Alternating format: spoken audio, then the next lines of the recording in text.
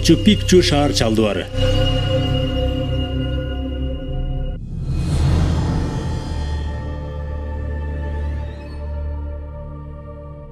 Археологияда буга чейин болуп көрбөгөндөй укмуштуу табылгалар илимпоздордун болжогон ойлорун ойрон кылууда.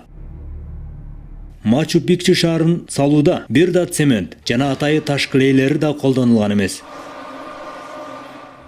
Бул жалаң таштан кесилип салынган курулуштарды пазлдын салынган курулуштарына салыштырууга болот. Мындагы ар бир кесилип коюлган таш блоктор өзгөчө үлгүдө коюлган жана өз орду боюнча ирээттүү орнотулган. Бул гранит таштардан кесилген таш дубалдардын арасынан керектесе адамдын бир тал чачы да өтпөйт.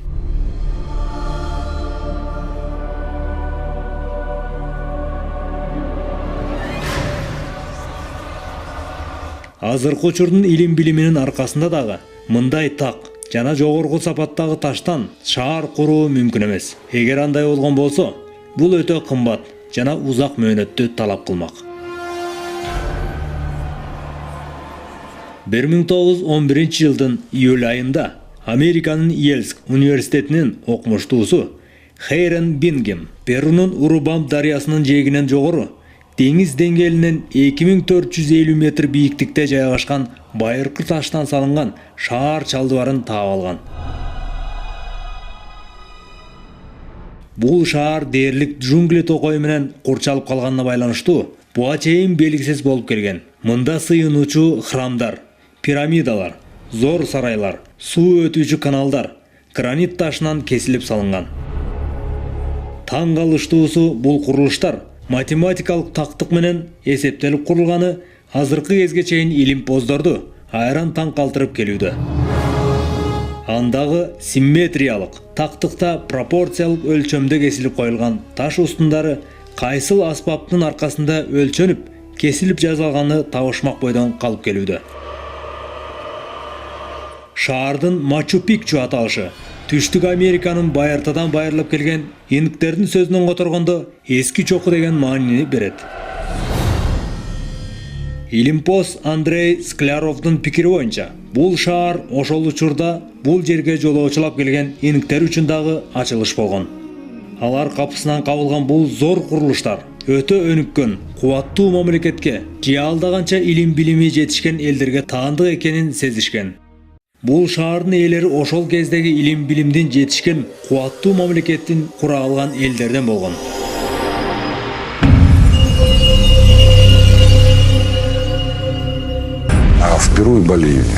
Перу жана Боливиядагы байыркы курулуштар кездешкен аймактар инктердин колунан жаралуусу мүмкүн. Албетте, инктердин ал кезде таш иштетүүдөгү аспаптары буга далил боло албасы бышык. Бирок бизде мындан башка далилдүү мисалдар жокко эсе.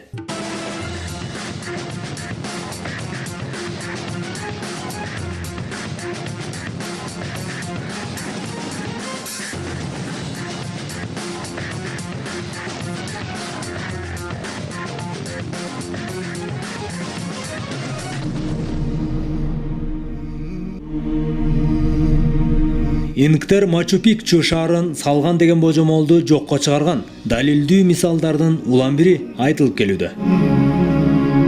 Шаардын жогору жагында салынган өзгөчө имараттар инктердин курган курулуштарына мүнөздүү эмес. Ананда инктер мындай татаал жашоого ылайыксыз бийик чокуларга шаарларды салышкан эмес. Мачу-Пикчу курулушу архитектуралык жактан жергиликтүү индей элдеринин салган курулуштарынан дээрлик айырмаланып турат. Курулуш таштар укмуштуудай тактыкта, түз, грандуу кесилип, дыкааттык жана архитектуралык эсеп менен салынган.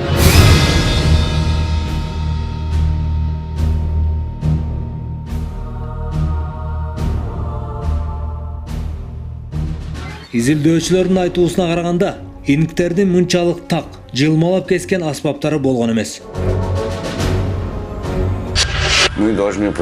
Биз бир нерсени эстен чыгарбашыбыз керек. Бизге чейин бир канча жолу илим билимге ээ, цивилизациялуу коомдор болгон. Алар биз ойлогондон да жогорку илимге ээ болушкан.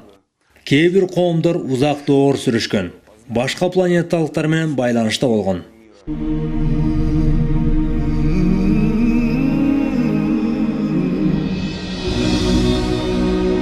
Мачу-Пикчу курулушунун эң чокусунда күн храмы жайгашкан. Ал 3 бурч формага аянтчадан турат. Анын ортосунда Интиуатан ыйык ташы орун алган. Инктердин сөзүндө бул сөз күн конгон жер деп аталат. Бул гранит ташынан чегилип жазылган монолит ташы ичке 4 устундан турат. Байыркы цивилизацияны изилдөөчү Андрей Скляров Интиуатан курулушу асман келгиндеринин конуучу жайы болгон деп эсептейт.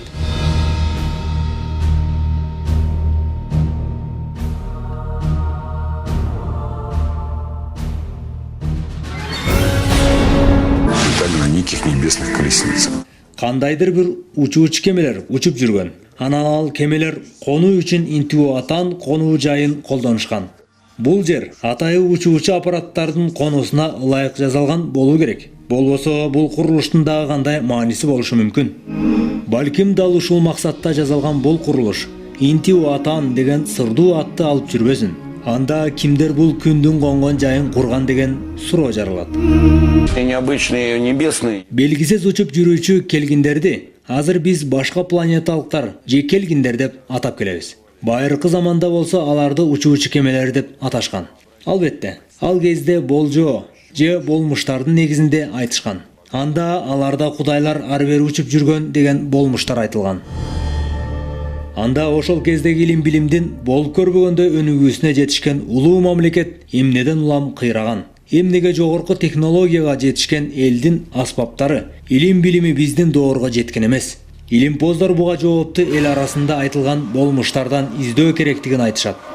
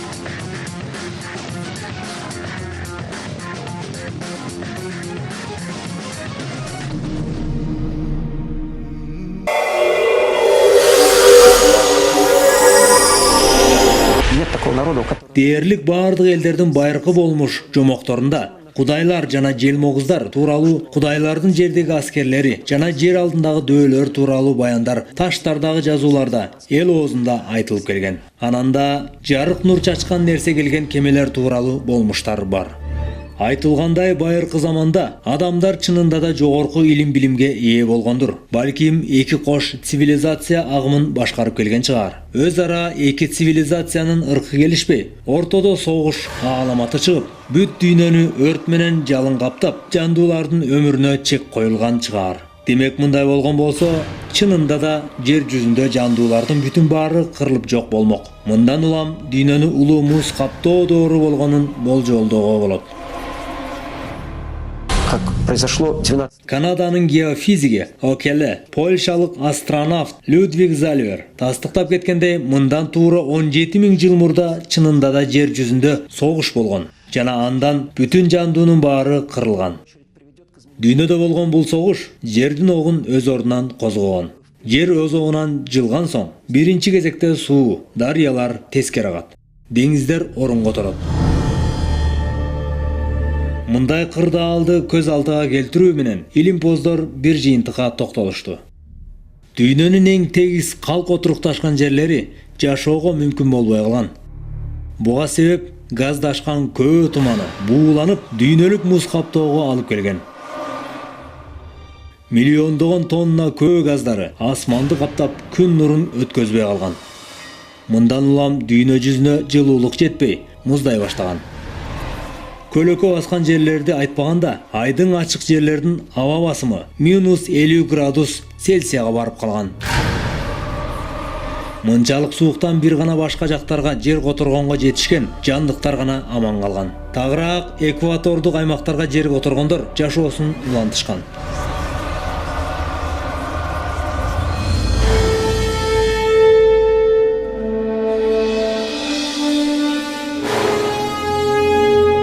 Египетте, Месопотамияда, Түштүк Америкада кайрадан илим-билимге ээ болгон коомдор гүлдөп өскөн.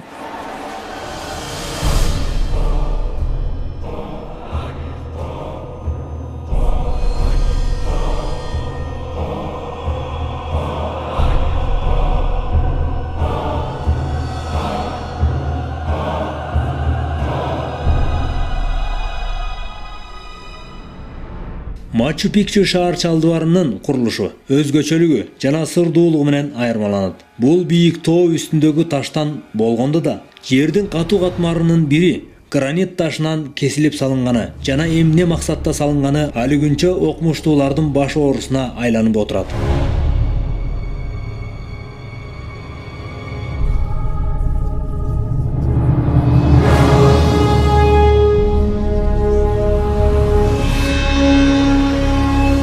Шаардын ичине салынган айрым курулуштардын эмне экендиги эч болбосо кайсы максатта салынгандыгы белгисиз.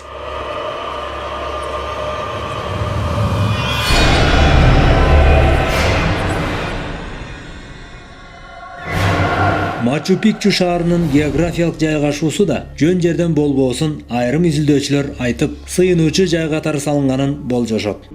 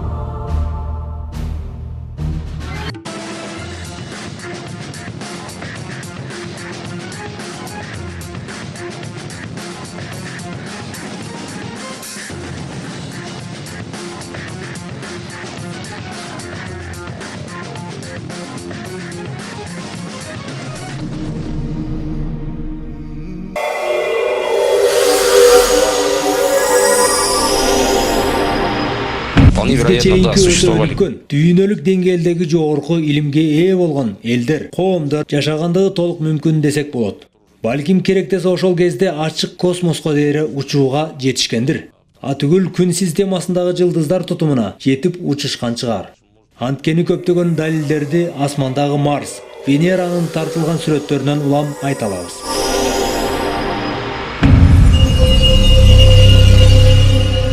Простой крестьянин. Жөнөкөй катардагы кембагал адам бодомал үчүн чакан сарай сала алат. Бирок зор храмды жок эле дегенде 100 жылдарга жетерлик кылып, анан да эч оңдобостон салуу үчүн мыкты инженер болуусу керек. Анан да бул курулуш бир канча куруучунун күчүн керектемек.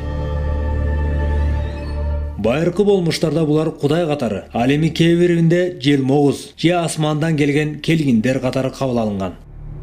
Дагы биринде болсо алп дөөлөр катары айтылат. Бирок гректердин байыркы жомокторунда, индейлердин болмуштарында, африкалык элдердин айткандарында, шумерлердин жазууларында жана байыркы Индия эпостарында айтылган баяндар бир добуштан үндөшүп тургансыйт. Анда дүйнөнү муз каптаганга чейин жер жүзүндө болуп көрбөгөндөй илим-билимге ээ болгон жогорку баскычтагы ак сөөк адамдар болгондугу айтылат. Жана ал күчтүү илимге ээ болгон коомдордун өз ара согушу болуп, андан улам дүйнөлүк кыйроо келип чыккан. Дүйнөлүк ааламаттан аз гана адам аман калган. Деңиз деңгээлинен 2450 метр бийиктикте салынган шаардын тоо кырына салынып калышы ошол курулушту куруп жашаган коомдун салттык же ар кандай сыйынуу жөрөлгөлөрүн өткөрүү үчүн колдонушкан деген божомолдоолор чындыкка жакындачудай. Табылган буюмдардын түйүнүн чечүүгө аракет кылган илимпоздор али күнчө баш катырып келүүдө. Табылгалардын эмне максатта жазалганын чечүүгө мүмкүн болбогондо, аларды жөн гана ошол коомдун салтына же маданий эстеликтерине такап бүтүм чыгарышат. Буга мисал шумерлердин зиггураты жана ацтектердин пирамидасын айтууга болот.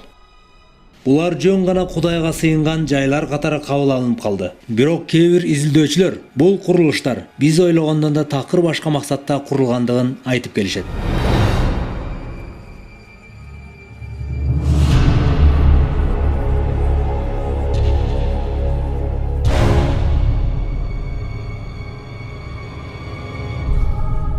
Изилдөөчүлөрдүн илимине таяна турган болсок, ацтектер Майя элинде эле байыркы шаарды курушкан эмес. Алар болгону бул курулуштарды өзлөрүнөн мурда жашаган өткөн коомдордон мураска алып калышкан. Ал эми ал коомдордун жрецтери асмандан учкан Кудай адамдары же асмандан учкан илимдүү адамдардын сырын сактап келишкен жана алардын кайтып келерин күтүшкөн.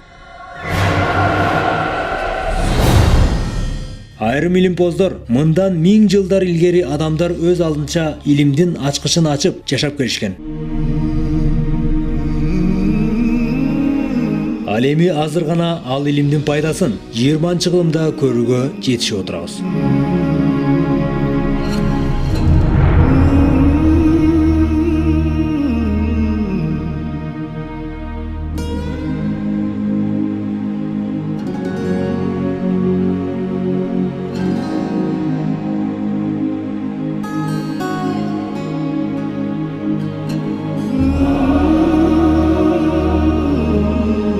Бул байыркы шаардын табылганына дээрлик кылым басса да, али күнчө анын салынгандыгы жана кимдер жашагандыгы тууралуу так маалыматтар аныктала элек. Балким жакынкы келечекте анын сыры ачылып калгысы бардыр. Текстин окуган Токтосун Жакыпов.